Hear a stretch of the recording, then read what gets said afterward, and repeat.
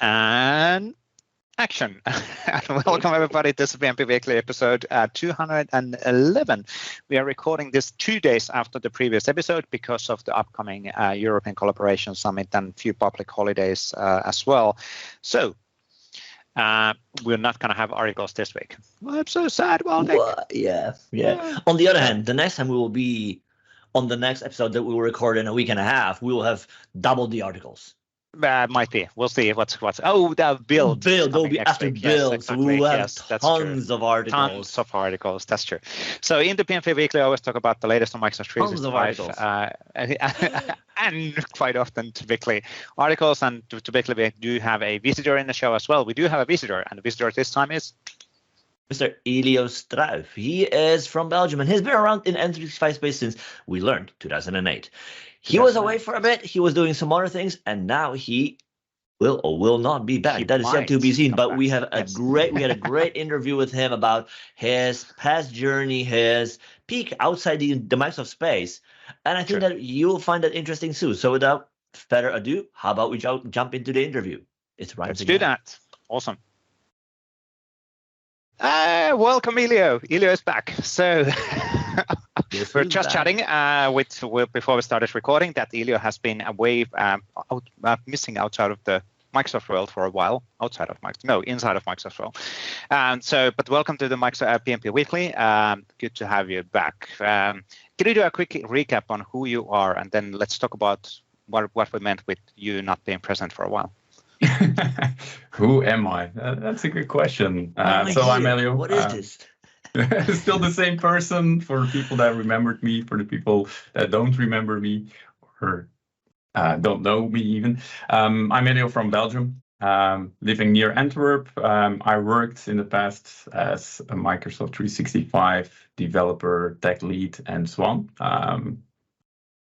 And then stepped outside of the Microsoft 365 world.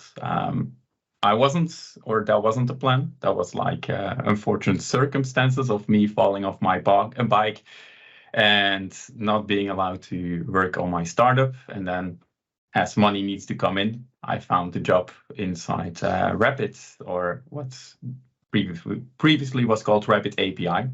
Yeah.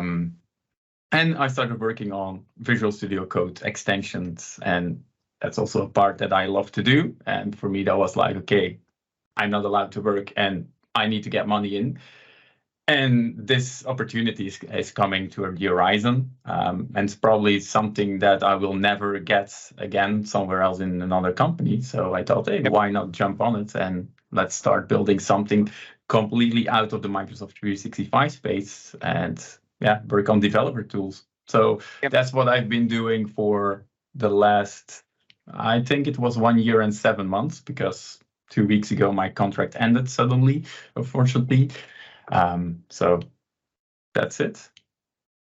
I think that's unfortunately the theme of the year in many cases. So the contracts and all of that. But let's talk about that one a bit. So 1 year and 7 months ago. Well, first of all, you're all recovered from the bike crash, because I know some people remember that still. Cool. That's we saw you just the other day on a bike, right? Taking selfies on a bike. So yeah, exactly. I can assume that's so unless it's all AI, mid-journey, like, hey, Elio on the bike, boom. Yes. It's a bike with 4 wheels, so I cannot follow anymore. Gotcha. No. The one you remote control, so you just gear up and then remote control your bike. Clever. That's cool. Now, what does Rapid? What does Rapid actually did? What was the extension? Just out of curiosity and understanding how it worked and what's the business model and all of that. So Rapid API, or Rapid, wanted to be like an ecosystem for APIs. Like you have the App Store for iOS or for Androids. They had a store for APIs. They still do. So if you want to have an API that tells you which weather it will be today, or if you want to send messages or sending emails, it's all part of that platform. The cool thing is you only have one API that you need to call in order to do all these kind of things, instead of going for different subscriptions in every single vendor. So that's one part of the game. Then another part is that they had an enterprise hub which is basically the same thing as they had publicly available, but then for internal. You can look at it as Azure API management, but a little bit more because you can do testing, you can do governance linting and so on around APIs. And then besides that, there was like the tool set. When I was hired, I was actually originally hired by PAW, the PAW team, which was a tool which is very similar to what Postman is, but had a lot of, or had more features than Postman had, but it was a paid offer. Rapid API bought them, and they wanted to make it a free offering over time. And then besides that, they also wanted to have like a cross-platform tool, and that all of a sudden became Visual Studio Code or a Visual Studio Code extension. Because when I was hired, the plan was still to build another tool, which was an Electron tool. And then I was building the Visual Studio Code tool. And in 2 months, I showed the proof of concept. And they was like, oh, but we're having this Electron application, which is already in development for 6 months. And it's far from feature complete. And what you showed in this proof of concept of 2 months, that looks like the real tool. So we just killed Electron, and then we went forward with the tool in VS Code. And what it actually did was testing APIs. So if you were locally creating an API, you could just do a request to your API, see the response. You can do batches of requests. You can link requests, like if you, for instance, want to first do an API call for retrieving a JWT token and then using that JWT token for authentication on the next call, that could also be performed. And we were also building a lot of other cool tools, like a testing tool or a real tester, like automate testing inside Visual Studio Code, which was also linked online.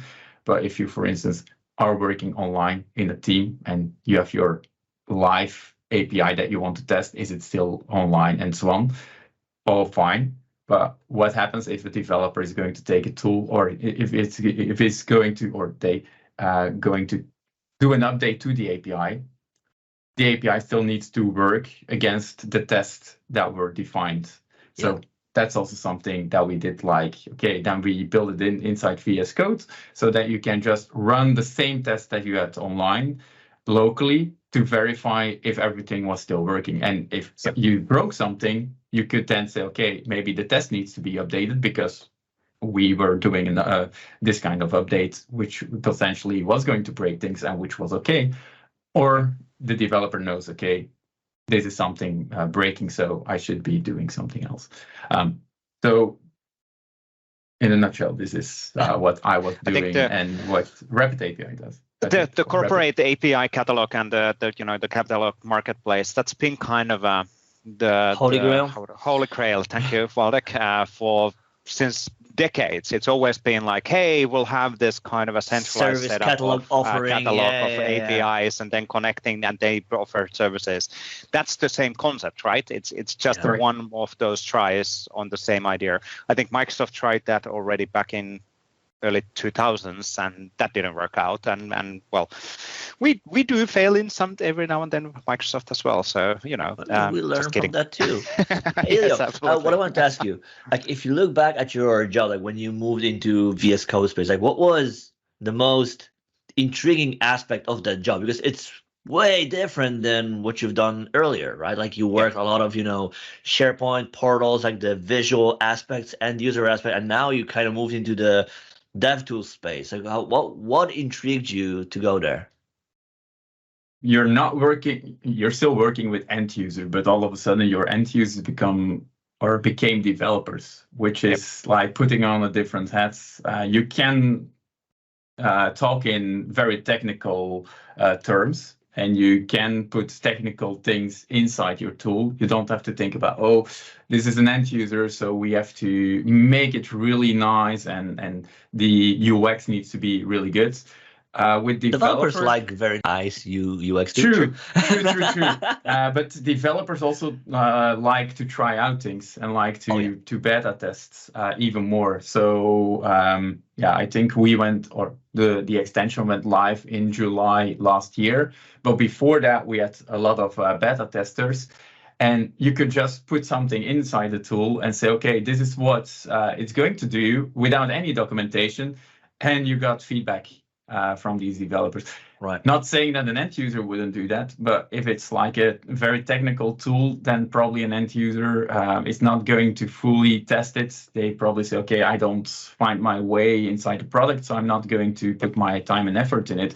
Fair points. That's also what we tried with these developers, but we were like surprised that they were like, yeah, going for the extra mile and really testing out the product in ways that we weren't thinking about. Oh yeah, this is something we can do as well. So yeah. I think that was like the biggest change, developing tools for developers.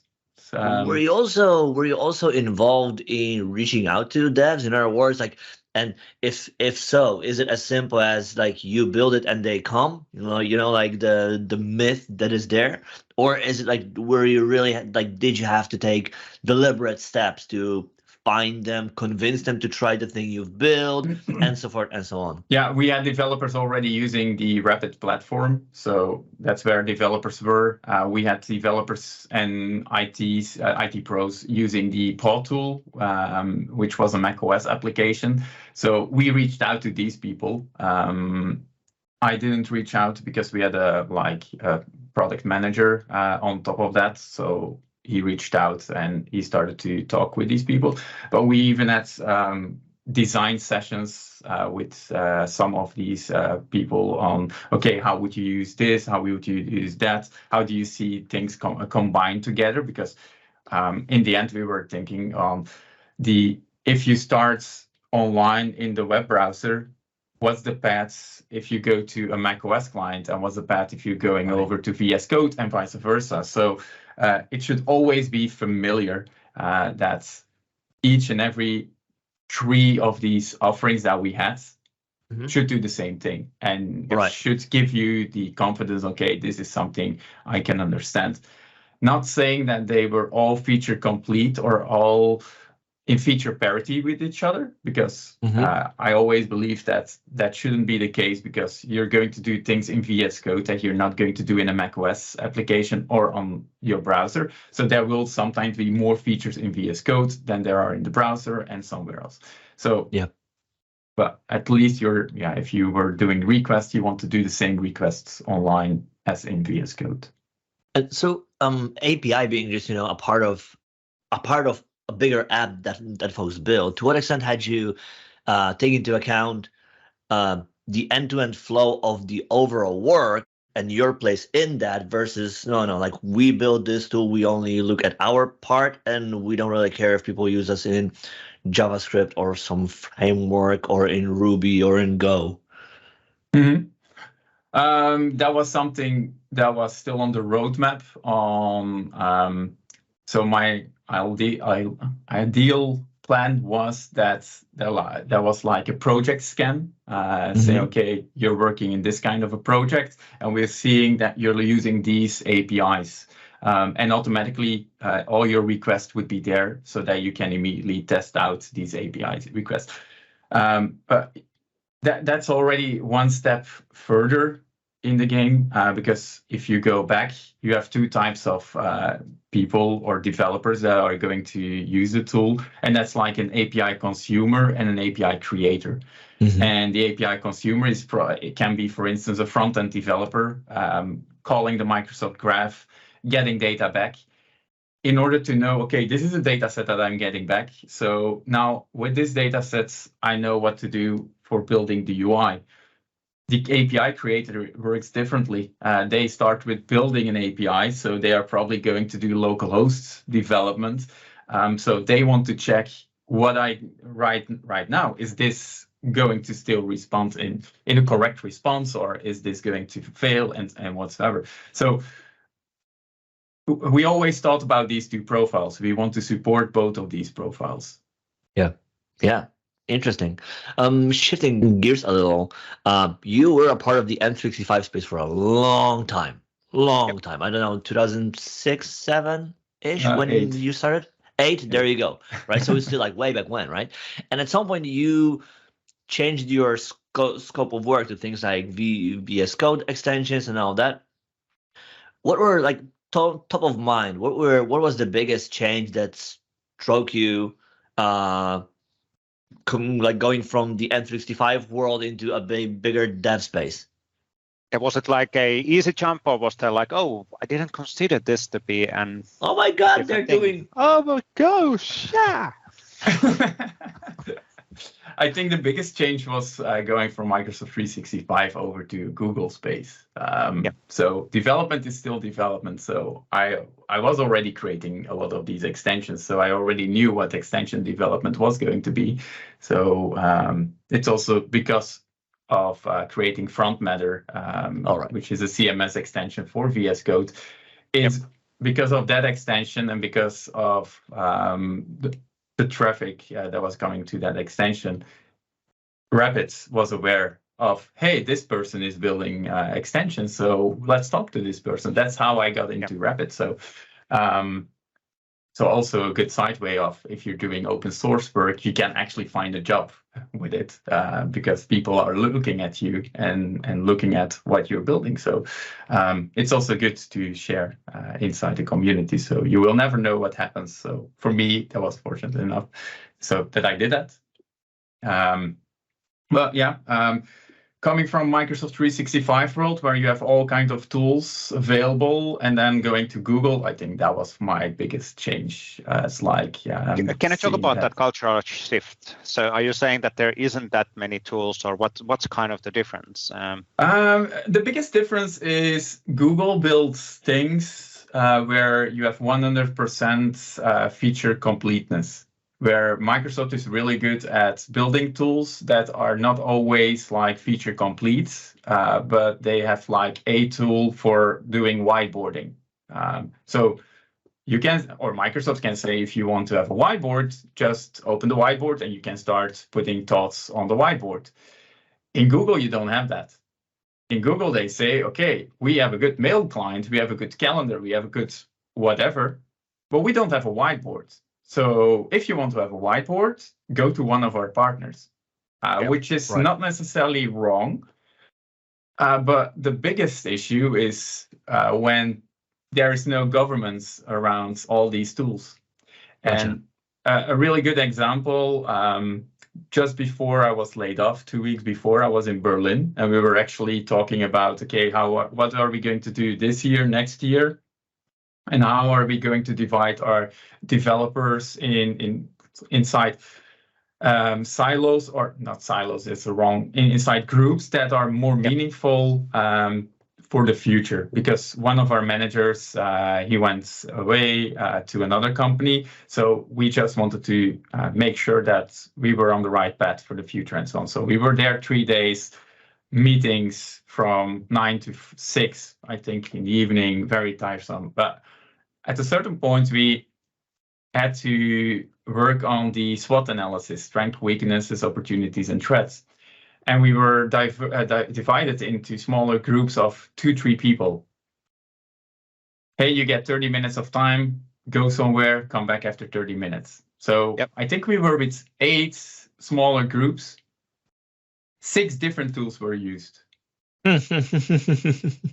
And then I thought, look, this is the biggest problem inside the Google space. You don't have, you can still have that in Microsoft. Some people will use OneNote, some people will use PowerPoint, some people will use a whiteboard.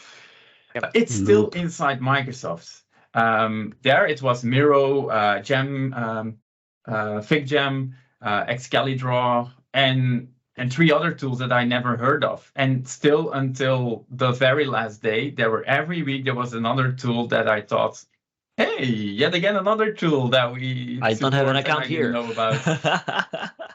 So and that's my biggest pain points. Also on finding stuff, like if you're working with colleagues and you want to write out some documents, go and find the documents. If it's inside the Google space, then you're lucky. But if it's not, where is it? I don't know. It's in some tool where you don't have the access to, because it's in that tool and they govern the access management to it. So you need to have an account there, and you need to be explicitly added, because they don't have the notion of a team, because like it's outside your perimeter. So it's an interesting challenge for sure.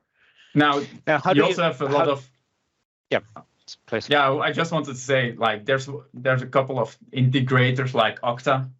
They integrate all these applications. So we had an application dashboard, but then still, if you were going to use another tool that was not in that dashboard yet or in the catalog yet, yeah, you needed to tell them. But then it's coming into that dashboard only for you, not for the rest of the people. So they still need to request access. So yeah. I think one of the key fundamental things which we rarely even think about anymore is the Azure AD, which just ties in the identity. Yeah. And sure, there's problems related on the guests in the tenants and all of that stuff, and it gets complicated and all of that. But it helps on the identity delegation for sure. Well, but even then, right? Even if you would think about, okay, like we will use AD for SSO, but then we will use all the different tools where the data is stored there, especially if these are cloud tools. You won't have a file to store within a tenant. You will have data stored in an app, and unless you know about, like, it will not come back in search. It will not come back anywhere, right? So you will still have calling out that Azure AD is one of those things which are a bit different in Google world than in the Microsoft world, because everything circles around Azure AD, and quite often, well, at least I have a Windows Hello. I just tap the keyboard and poof, I'm in, and I get access on everything. I don't need to worry about. I can tap whatever I want. Nothing is going to happen on Mac. I can just keep tapping the thing. But the idea, anyway, whenever you're signed in, it kind of it helps on accessing the information and application. Yeah, but it's still just within the Microsoft space, right? Absolutely, and sure, 100%. SSO. But for the file discovery, many of our customers typically select the one side of the world, and then they're in Microsoft world because of this reason. So, and of course, if you do cross application, yes, there will be identity challenges for sure. So, no doubt. It's going back to this, like, whether you want to have a best of breed, or do you want to have a good enough thing that just works, but it's within one suite.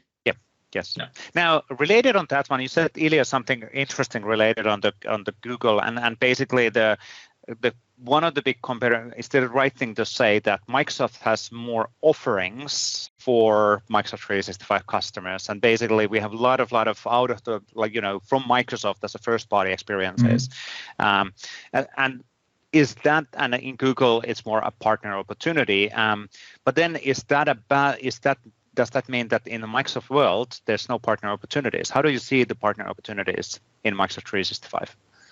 There are still partner opportunities for sure. And it's just creating the added offering, like an intranet, like Teams tools and so on. So you also see that in Google, or like, for instance, in Slack, that you need to do these things. So there's always a need, and there is always like an opportunity for a partner to build that kind of tool to better do something which is a problem, to solve that problem. You mean like the tool you build to keep track of the content across the different things? Yeah, that tool. That was really brilliant. That was, if there's one thing that I need more than anything else, is just that. Like, there's as you say, like 5 ways to do everything. How do I keep track of all of that? It's even, I thought it was a requirement to have in Microsoft. And the moment I started to work in Rapid, it was like, okay, I even needed more inside a Google space, because it was, searching was so hard. It's like all the chats happened in Slack, and then, it's like searching in Teams. I don't know how it is today, but 2 years ago, it was horrible. So same thing in Slack. So messages, or it's just a data dump, and you don't find anything in the data dump anymore. But then it could also be that you have it on Google, and then you needed to search there. And that's what's so nice in Microsoft, that you can just hit that search bar and start looking, and you get files, you get chats, you get all of these things. I was advocating for Microsoft Teams because I wasn't aware that I was going to miss it so much. And one funny fact was, we had a couple of Microsoft people, or old Microsoft people, and we started to work in a Microsoft way inside Slack. So Slack still works with just conversations. Yes, you have threads, but in order to start a thread, you need to reply on something. So what we thought about was, if we want to have people really replying to the thread, you need to start making the thread. So we first write the title, then we press enter, and then we started to write the content inside it as the first message on it. But then the problem is you lose the context, but everyone was so into it all of a sudden that they were like working in a Microsoft Team-like way in Slack, which was that's really cool. That's weird. Really cool. And then you're telling these people like, hey, but Microsoft has a really good tool. Yeah, Elio, stop calling Microsoft Teams. We don't want to hear Oh, it. the Microsoft guy again. Yeah, exactly. Elio, the Microsoft guy. Yeah. How do you actually? That's an interesting thing as well, because you've seen kind of a both worlds in the Google side and Slack and Teams and all of that. What's your take on people being really like strong on taking a side?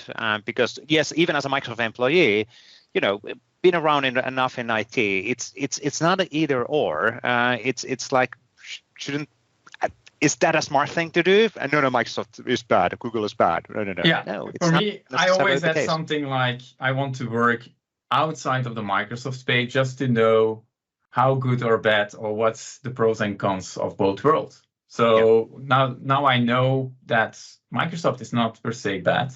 They are doing good things. There's also grass wasn't greener on the other side. Wow. So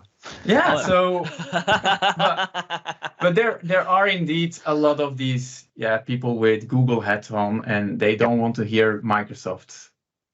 That's like, Microsoft is bad. And the first time that I said, oh, but this is something we can do in Microsoft Teams, because you have, for instance, a channel, and then you can put your documents in a channel. So we create a team channel, and then everything is in that, because we were still thinking about how can we share our content, because we had it in Google Docs, and then we had it in Notion, and then we had it on Slack. So already 3 different systems. So I said, if we just have one place. Oh, no, Microsoft Teams is bad. Why is it bad? Yeah, I used it for one time and it crashed. Yeah, okay. Sure. Then it's bad.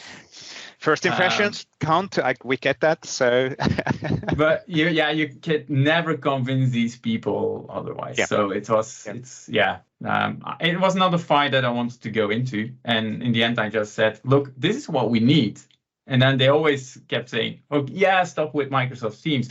I hadn't said Microsoft Teams. I just said, this is what we need, because this is what is missing. And they always filled in Microsoft Teams. But it's funny, because they knew that Microsoft Teams could do it. But still, it's like, on principle, they were just against it, right? Yeah. It's like hurting yourself just for the pleasure of hurting yourself. I think there's a lot of still. If you like that, why? Yeah. So if we think about the companies and all of that, there's a lot of this historical package. Especially Microsoft obviously has the historical package of things what happened in 90s and early 2000s, and even 2010s. Well, I don't. But anyway, at some point it changed. It's been interesting to see that closely happening within a company. But the perception which Google did back in the early 2000s still follows. Don't be evil, and it has such a strong but it's open source. It's not. It's a company which is never evil. Is it really? Yeah. But it's interesting how it kind of follows, and how, especially at some point, there was this mentality of you either or. You need to select your whatever, because you would not have been able to imagine Microsoft products even on the iPhone, because it was just impossible. So, well, but it's also I think the background, right? Like you can imagine. Like imagine that at some point you were a company at I don't know 2 or 5, and sharing a file was not a thing because you didn't have a file. So a tool like Slack. I mean, like I used Slack for a long time. My first experience with Teams was like I couldn't wait. How can we get off Teams back to Slack? Yeah. Because back then, and it was really early on, and it was really bad compared to Slack. Like Slack was just like lightning fast, right? So that was my first experience, and back then we didn't need anything else. Like chat was just enough, and we had then back then we would use Zoom for calls, and it just works perfectly fine.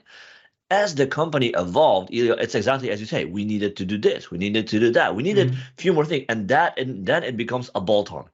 How can we tie together these 5 different things that haven't been built to work in a tandem?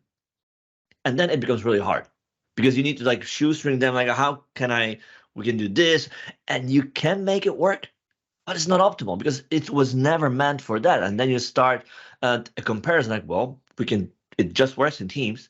But if you depart from tool that does like a very turnkey thing optimized for one specific case with everything else that we do, sure, like, like how often do we get the comments like, it's not crafted, it's not this, it's not as polished? Well, maybe not.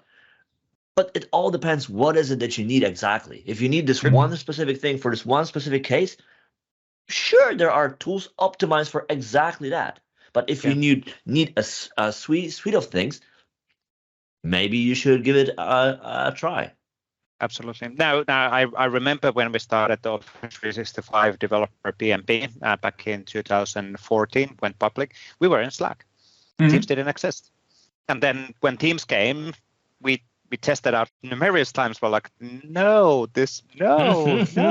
until at some point it's like, especially okay, look, then, right? I mean, like, yeah, and also the fact that back then we worked with external folks, so like that external access aspect was also a hard thing too, right? So it came there over time, but the first experience wasn't great.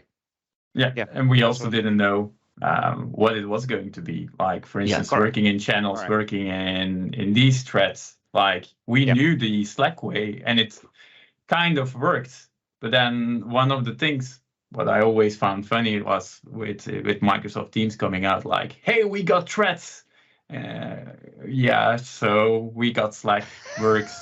And then the moment you start using it and then saying, this actually starts making more sense. But it took a while to get used to that. But from the moment you're used to that and then going back to Slack, it's like, oh, we got a garbage collector over here. And here we have like dumpster still fire. Garbage collecting sometimes, but it's already in bins. It's pre-sorted garbage. Yeah, indeed. Indeed. But visually, that's a great marketing statement. This is a file and this is not a file. That's great. I think our PMM, our marketing will probably quote you on that. That's a really good way of putting it. No.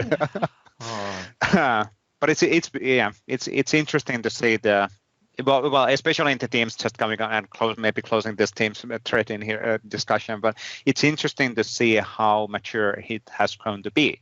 So of course the first impressions and the funny advertisements in New York Times or wherever where people are welcoming competitors and all of that stuff.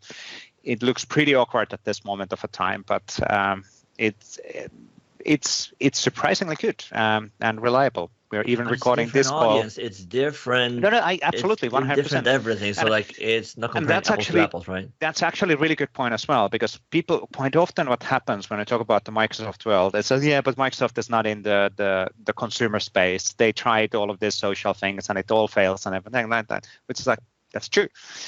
But have you ever checked details on what happens in the business world and in the actual enterprise world or the small mid-sized market? When you go there and you're no longer just a student, it's like, oh my God. I mean, like even at schools, schools. True.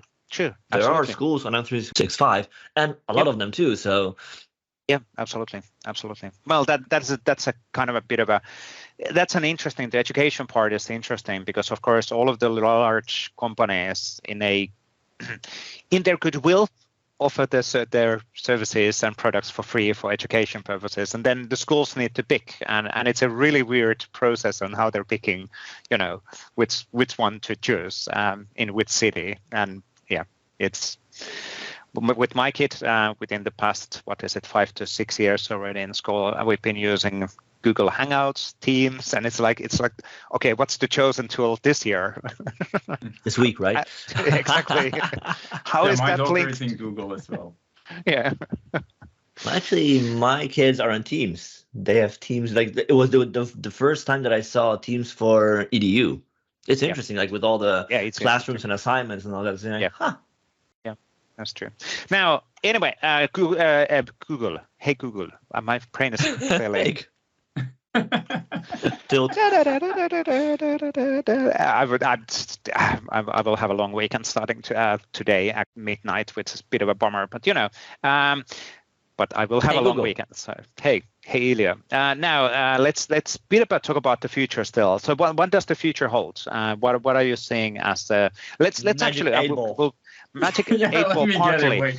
But let's actually talk about how do you, coming back on the partner opportunities and the things what we can do within the Microsoft 365. And of course you have your precious ideas and all of those which you don't want to share, but how do you see that Microsoft 365 world to evolve for partners? And what are the things any tips on considerations how partners should be approaching Microsoft 365?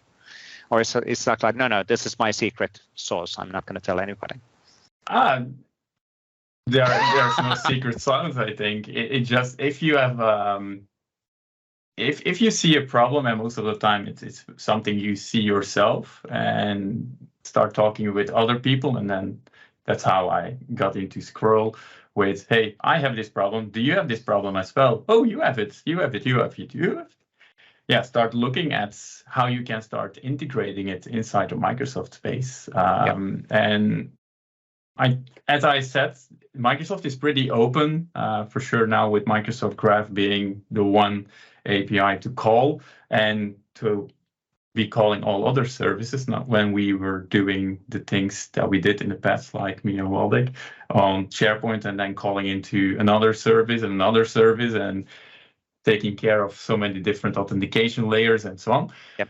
It's way more easier. So you can build inside Microsoft, or you can build outside of it, but still connected. And I think as a partner, you have both of these opportunities. Like if you want to really tightly couple your applications, you can do so, but then you always need to be aware of, Microsoft can also do breaking changes to your apps if you're too coupled. If you're going to decouple yourself, but then say, okay, go to this external websites because that's where our app lives. That's also something I hear from, or I heard from a lot of partners and from a lot of customers. Then it's not a Microsoft tool anymore. Then it's like a other tool, and then it's very hard to convince people to use that tool. I've been in a couple of meetings the last couple of weeks with customers from a company I'm not going to talk about, and that was one thing that they mentioned, that this is, for them, it's a no-go when something is outside of the Microsoft world, and only allowing you to use your Microsoft login. So coupling with Microsoft is one thing, but deep coupling and integrating is another thing. It's always coming with these thoughts and ideas on how deep are you going to go with it.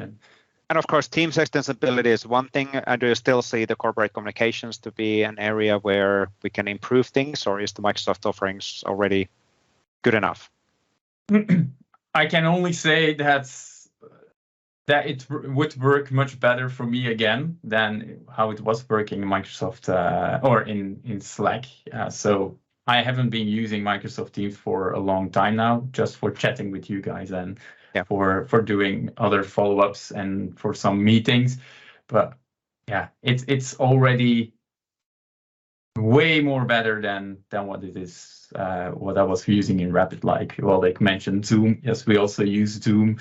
And then each and every meeting you had to check in your calendar. There's no link in Slack and so on. So, but complicated. If there's one good thing about Microsoft Teams, it's that it's combining all of it, and it's giving you the opportunity to chat, to call, to plan meetings, to integrate your own applications. So, and there's probably for partners a lot of opportunities to extend their own applications inside Microsoft Teams as well. Cool. I guess we're running out of time, so we need to stop again the discussion. There would be a lot of things to talk about. I guess that's it for now. Thank you, Elio, joining. Really, very cool to catch up. Good to have you back on the Microsoft 365 world, even though it wasn't necessarily the plan a while ago, but life go Things change, right? Life changes. Exactly.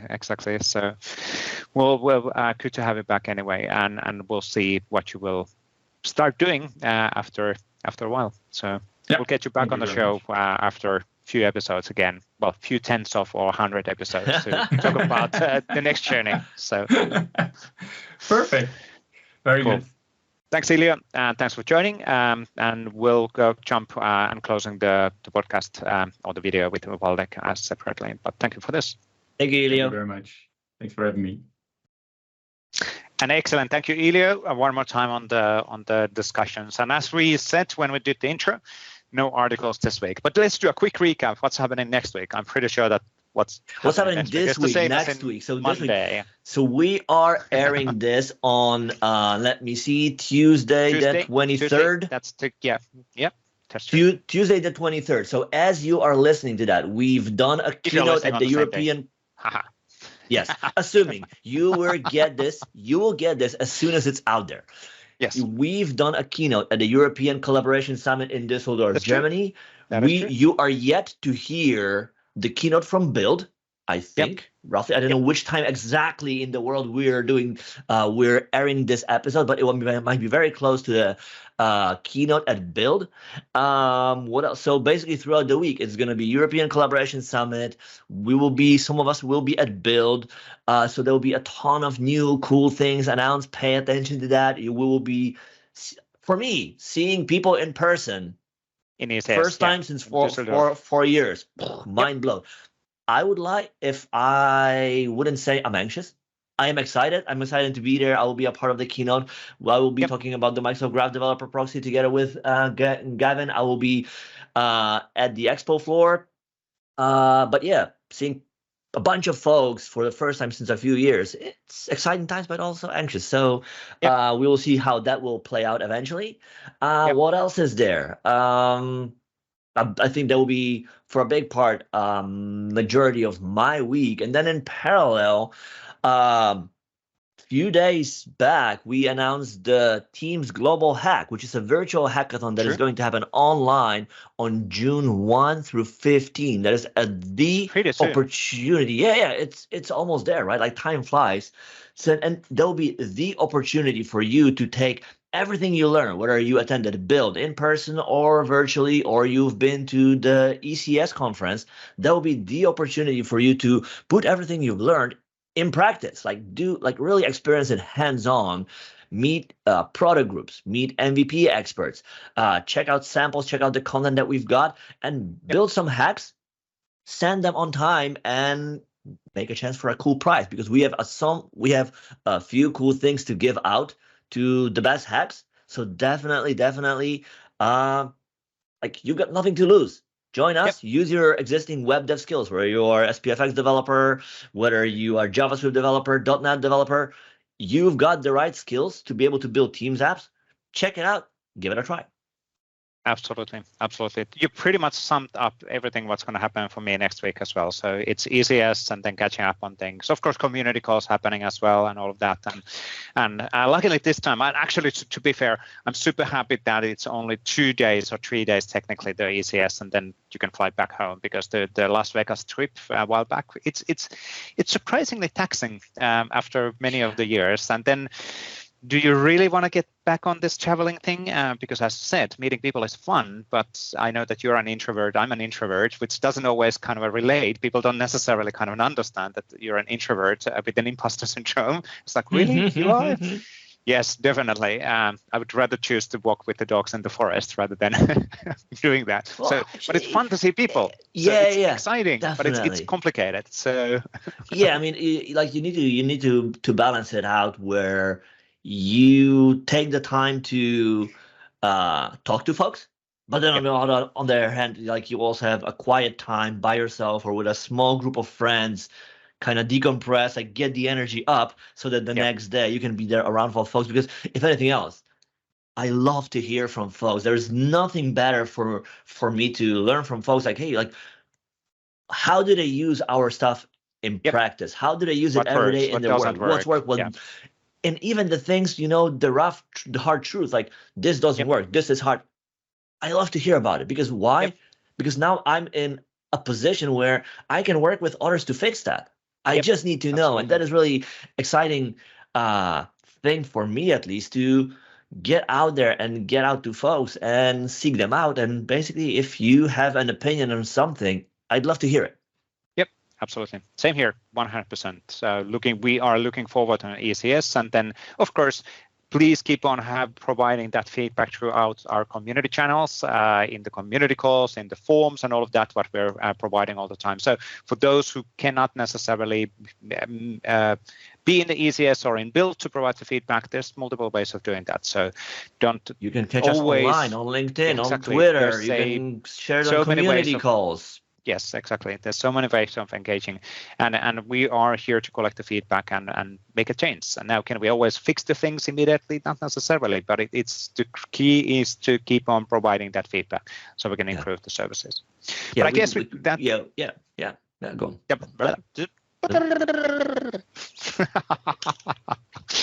I guess with that, I guess we're good to go. So no articles this time, as because we're recording 2 days after the previous episode. There's no point actually covering 1 or 2 articles, and so we'll have more next time. But thanks everybody for watching or listening, and depending on your chosen option, and we'll be back within a week. Cheers. Thank you. No, we will be back. Well, I mean, that is really hard. We will be back in a week after we air this. Yes. But we will be back with a week and a half of articles and news, and we will have exciting news from Build, recapping ECS, recapping everything else in between. So definitely, let's stay in touch.